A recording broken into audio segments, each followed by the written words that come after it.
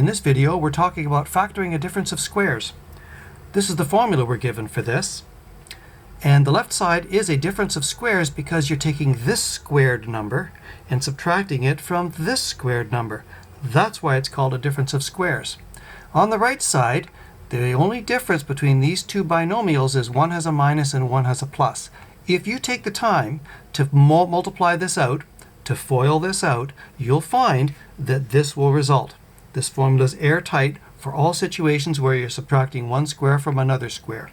Let's try this out on a question. Let's factor this one. Factor y squared minus 16. I recommend that you take the time to write your question as a difference of squares. Don't just launch right into the formula right away. I think it's very advisable to take a minute and write this as something squared. So that would be 4 squared. Now your question looks exactly like the left-hand side of the formula in structure. It's something squared minus something squared. So then this guy looks like this guy, and y plays the role of a and 4 plays the role of b, and then you can just use the formula, and that would just become y minus 4 and y plus 4. This is factored because it's a product. Let's try another question. Factor 4m squared minus 25n squared. So again, take the time to write it as a difference of squares. So ask yourself, what is it that squares to give this back? What times what? Well, that will be 2m quantity squared, like it's 2m times 2m gives that back. And of course, 5n times 5n gives that back. So this is the quantity 5n squared. Now this looks exactly like the left-hand side of the formula. So again, 2m plays the role of a, 5n plays the role of b, and you're good to go. This guy's going to be 2m minus 5n, or plus, and this guy's going to become 2m plus 5n, or minus, as long as these signs are different. Pushing forward, let's try another question. Factor this one. Making it a little bit tougher each time. T to the 4th minus 81. Wow. Okay, well we can still do this because this is actually a square. What is it that squares to give t to the 4th?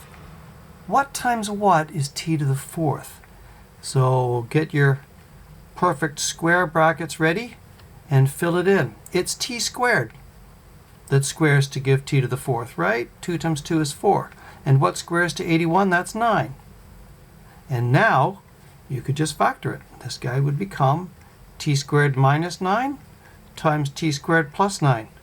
But wait, there's more. This can still be factored. This can't. There's no formula for factoring the sum of squares over the real numbers. But you can continue to factor this because this is actually a difference of squares. Yeah, that's right. It's a difference of squares question within a difference of squares question. So continuing on, we would get this guy would become t squared minus 3 squared, right? You have to copy this down anyways, t squared plus 9. It's still there. But this guy now is written in the format of the formula, so this bit here can be written as t minus 3, t plus 3, and this guy, which was unfactorable, stays the same. And that's the end of that question. Very interesting. All right, let's try one last question here.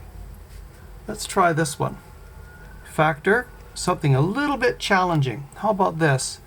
X squared plus 2x plus 1 minus y squared. Believe it or not, that is actually a difference of squares question. These three terms should look familiar to you. This is a factorable trinomial. Leave him out of the thinking for a second. This guy's a factorable trinomial. Two numbers that multiply to 1 and add to 2 are 1 and 1. So the next line would be x plus 1 times x plus 1. Right? That's what that is. Minus y squared. That's x plus 1 times itself. Gives that back, doesn't it? That minus sign is that minus sign, and he remained unchanged. Notice we took the time to write this as a difference of squares. Right? This has exactly the right format, just like the left-hand side of our formula. So then you can factor it right now in one line. Just go like this. X plus 1 minus y and x plus 1 plus y. right? That's like your a minus b and your a plus b. And that guy got factored too. I hope you enjoyed this interesting video on factoring a difference of squares. If you found it helpful, please like, subscribe, and share. And if you have requests for topics you'd like to see covered, please just mention them in the comments. Thank you.